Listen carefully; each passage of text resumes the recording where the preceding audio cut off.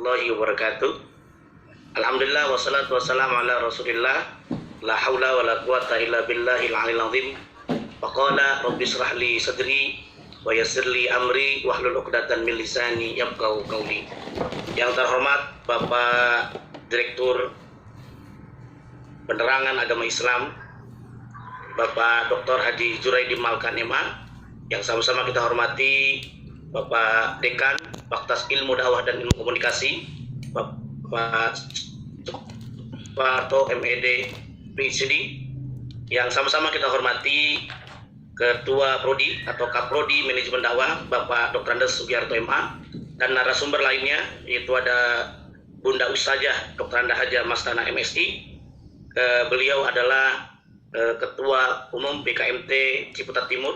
Kemudian ada juga Ustadz Rino dari Majelis Taklim Al Habib Umar.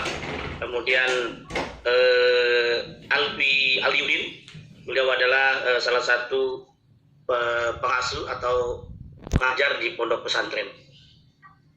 Bapak-bapak, para peserta semua yang dirahmati Allah Subhanahu wa taala, perlu kami sampaikan bahwa pelatihan kompetensi pengelolaan manajemen Majelis Taklim ini, pengelolaan Majelis Taklim, ternyata awalnya memang adalah mata kuliah.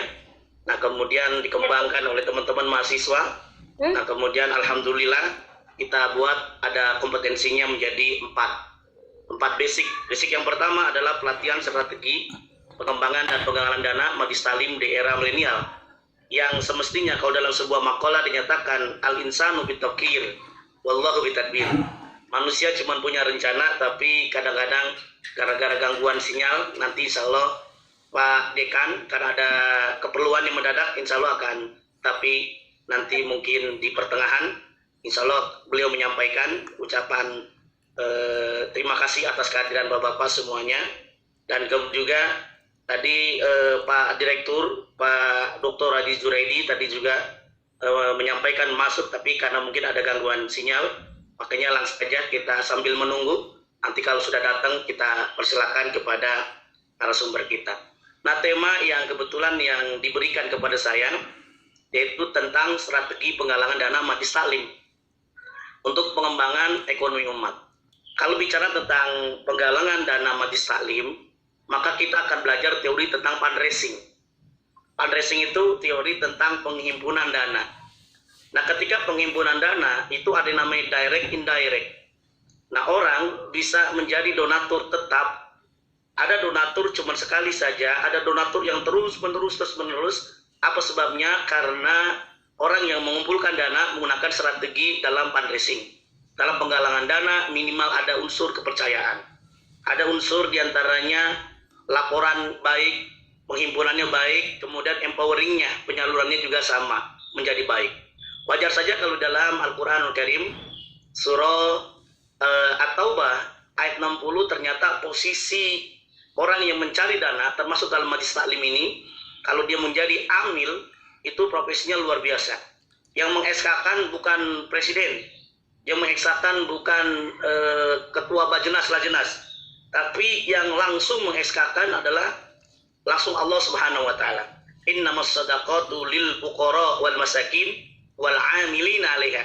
Nah, ada makna amilin adalah petugas yang mereka membarterkan waktunya hanya untuk mengumpulkan dana zakat, infak, sedekah, wakaf, termasuk menyalurkannya juga dengan membarterkan waktunya, sehingga mereka tidak ada pekerjaan. Sama nasib amil ini dengan yang namanya adalah fakir.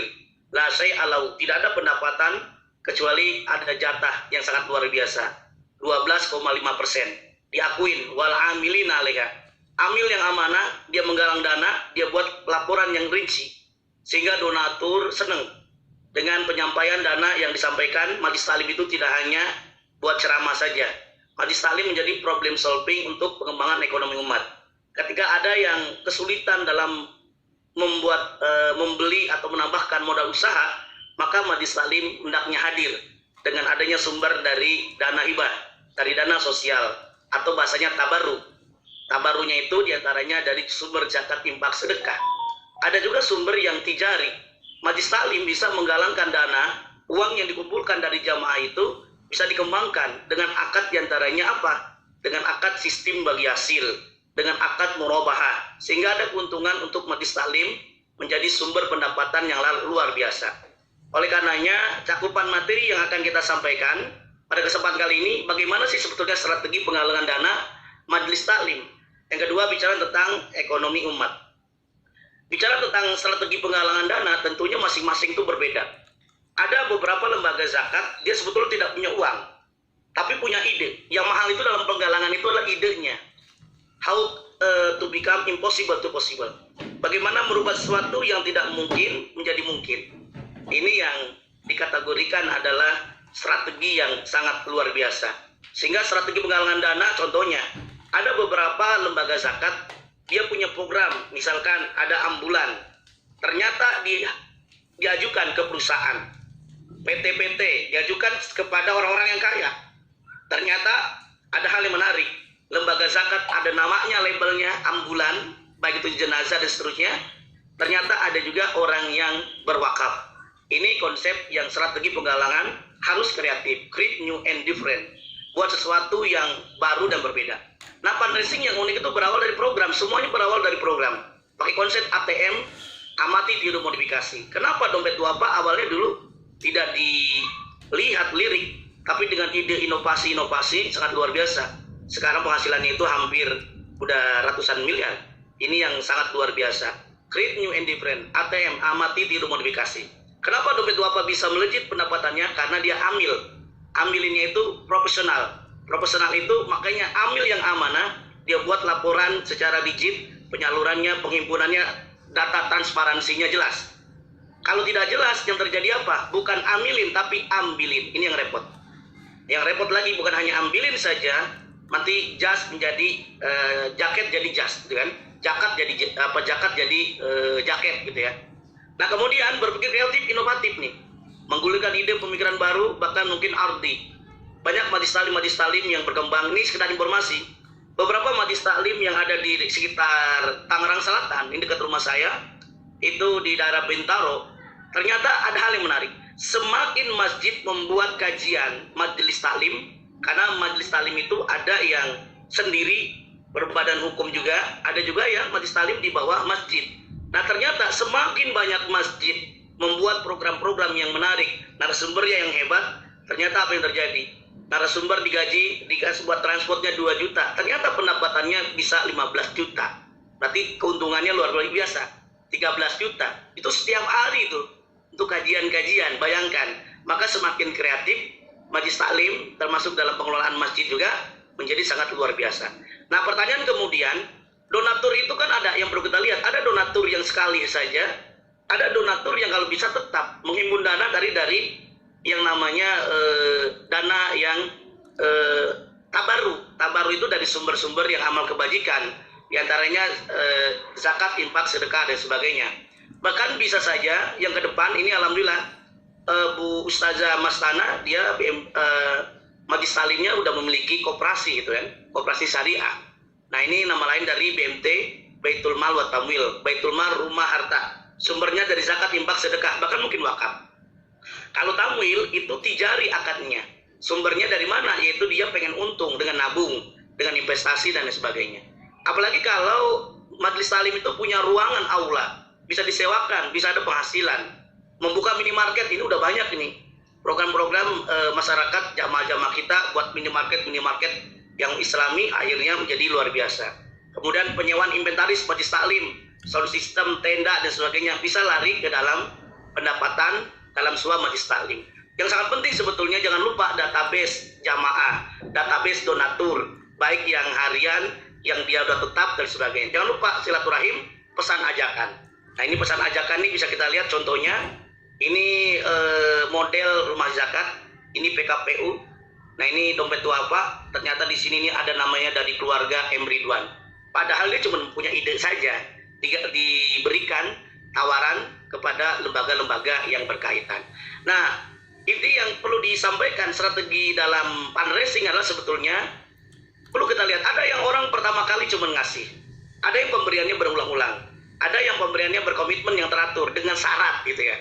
Saya ngelola majelis taklim di Asipa, ada orang ngasih ada 10 juta dengan syarat belikan speaker belikan tadi sound system, belikannya apa namanya di keramikan, nah itu pakai syarat. Kalau dalam bahasa syariahnya ada namanya muqayyadah, yang terikat. Ada juga yang pemberian besar tapi tambah syarat. Ini yang sangat luar biasa. Di antaranya hamba. Nah, inti dari fundraising sebetulnya sosialisasi dan promosi. Fundraising menggalang dana, memuaskan donatur. Kalau donatur udah puas, pasti dia balik lagi akan memberikan sedekah. Kenapa banyak orang yang berzakat ke Bajenas, ke Lajenas? Karena tadi bukan hanya pamflet saja, tapi bukti. Inti dari tujuan dari pentingnya fundraising menghimpun dana, citra lembaga, brand image, bahkan memperbanyak donatur, kepuasan donatur. Ingat, kepuasan donatur itu baik saat dia mendonasikan, ya kan, sebelum, saat mendonasikan, dan setelahnya. Setelahnya apakah dia masih bersedekah lagi, donasi lagi? Kalau dia masih bersedekah lagi, maka itu sangat luar biasa sekali. Memperbanyak relasi, pentingnya fundraising, bertahan hidup, sehingga Majelis Taklim itu sangat luar biasa sekali. Nah, ini bisa dilakukan oleh Majelis Taklim zaman now ini sekarang dengan adanya kampanye media, direct fundraising. Bahkan belum lama saya melakukan penelitian yang didanai oleh World Bank, Bank Dunia. Ternyata ada salah satu BMT dia bikin program sosial, bikin bantuan untuk anak yatim. Semakin dia bikin program-program, ternyata ada keuntungannya. Buat BMT itu meningkat, asetnya itu diantara dari zakat infak sedekah seharga di total 4 miliar sampai 10 miliar. Ini sangat luar biasa sekali. Apalagi masih ingat ada yang sesuatu yang sepele, recehan, ingat Perita dulu, pakai koin, tapi sangat luar biasa. Pakai koin itu bisa menghasilkan sesuatu yang miliaran. Ini strategi penghimpunan, brosur, spanduk, apalagi sekarang bisa melalui orang yang melalui bank, ya, digital marketing dan seterusnya. Nah, ini ada menarik, sebetulnya ini wilayahnya Pak Direktur kita, yaitu Pak Dr. Juraidi Malkan. Saya mengecek di website ini yang sengaja. Kenapa perlu ini disampaikan? Ternyata ada program, ada permenag, sebetulnya Peraturan Menteri Agama nomor 29 tahun 2019 itu yang menjelaskan bahwa Majelis Taklim itu adalah pendidikan non formal.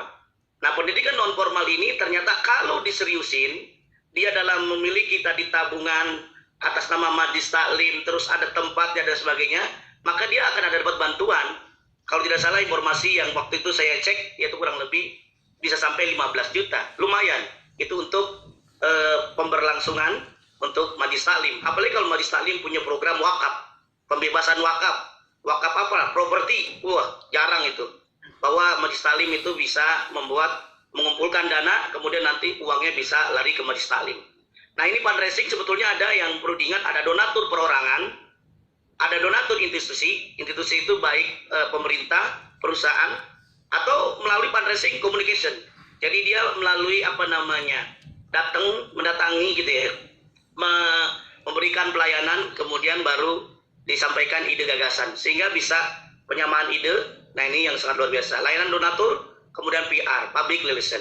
Nah, strategi penggalangan dana itu sebetulnya kalau dilihat dari sisi donasi donatur itu ada donasi jiswab jamaah, ada donasi jiswab non jamaah, bukan jamaah tapi dia mau bersedekah.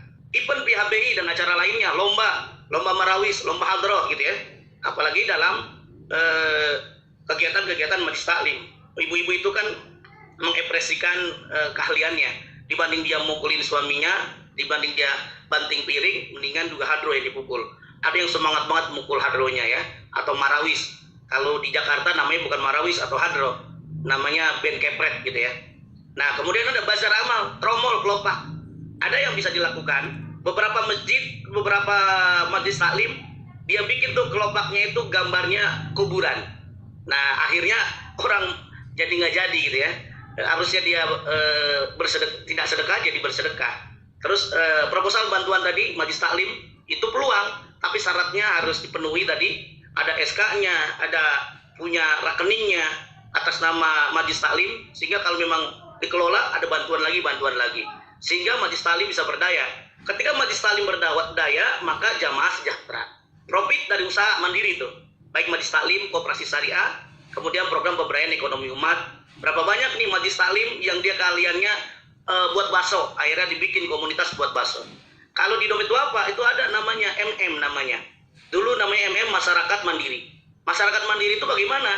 Jadi dibuat komunitas, kalau sekarang namanya KMM, komunitas masyarakat mandiri. Punya keahlian, kemudian nanti dia salurkan, kemudian dikasih modal, berikan pelatihan, kemudian akhirnya menjadi mandiri. Ada konsep yang sangat penting, akhirnya strategi penggalangan dana Majelis Taklim itu mengubah mustahik menjadi muzaki.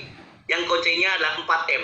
Kebanyakan Majelis Taklim kita bukan mengubah mustahik jadi muzaki, mengubah mustahik jadi mustahik lagi. Ini yang jadi parah.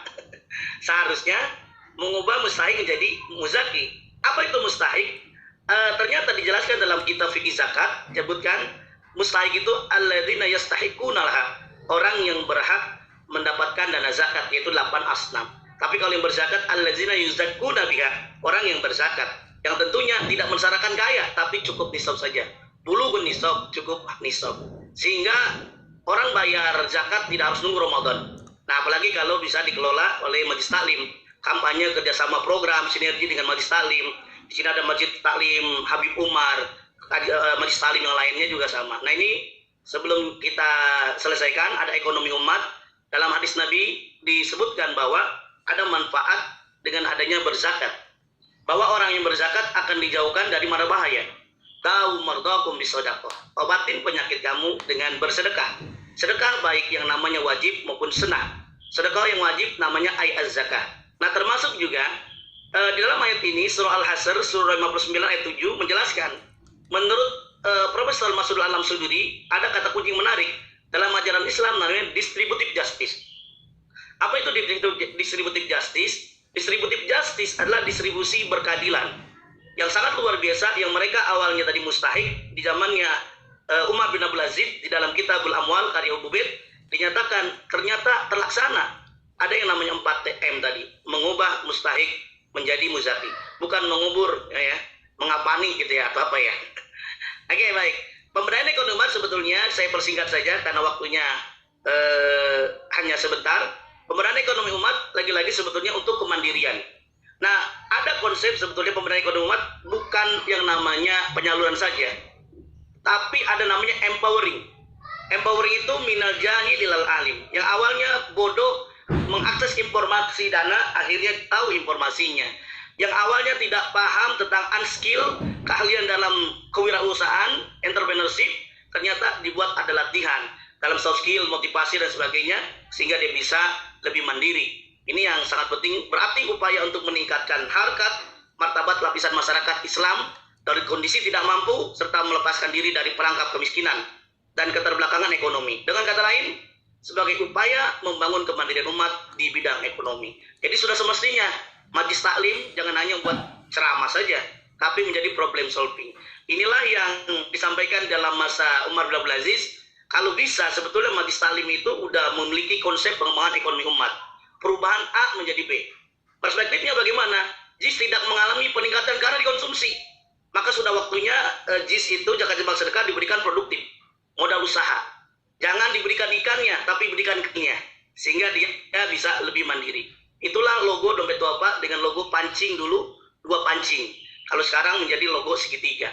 Nah, harta JIS mengalami peningkatan nilai karena diproduktif sebelum dikonsumsi.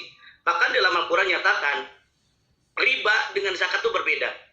Kalau dengan riba, itu kelihatannya sisi manusia bertambah. Tapi di sisi Allah tidak bertambah, tidak berkah. Bahkan berapa banyak mereka tidak berkah, bahkan meninggal saat su'ul khotimah. Naudzubillah min dzalik. Tapi dengan dia berzakat, dalam surah Ar-Rum, kalau kita biasanya kalau surah Ar-Rum, hafalnya ayat 21, Pak. Biasanya kalau diundang apa tuh? Ar-Rum itu tentang nikahan. Pemina ayatihi, Pak ya. Nah, tapi coba sekali-kali kita lihat surah Ar-Rum ayat 39.